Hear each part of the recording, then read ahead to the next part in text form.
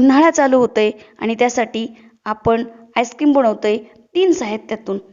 एकदम झटपट होतं आणि एकदम क्रीमी असं होतं. रेसिपीला सुरुवात करूया. तर मी इथं फुल क्रीम दूध घेतलंय म्हशीचं. तुम्ही कुठलंही दूध वापरू शकता.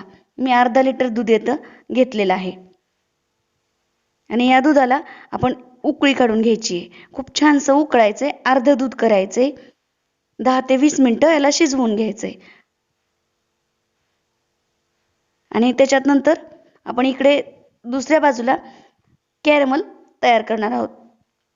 कारण कॅरमलमुळं खूप टेस्ट अशी एकदम जबरदस्त टेस्ट आपल्या आईस्क्रीमला येते.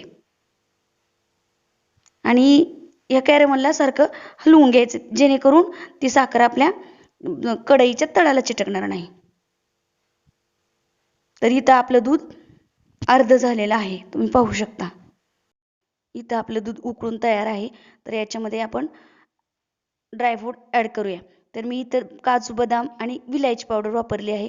तुम्ही तुमच्या आवडीनुसार कुठले ड्रायफ्रूट ॲड करू शकता. त्यानंतर इकडं आपला कॅरमल तयार आहे. तुम्ही पाहू शकता. आणि हा कॅरमल आपण आपल्या उकळलेल्या दुधामध्ये टाकून घेणार आहोत.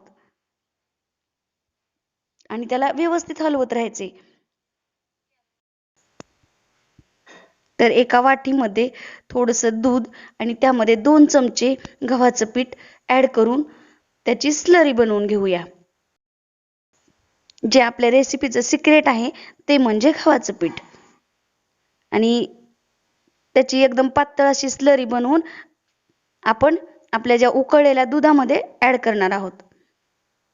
तर याचं सर्व साहित्य मी तुम्हाला माझ्या रेसिपीच्या शेवटी देणारच आहे.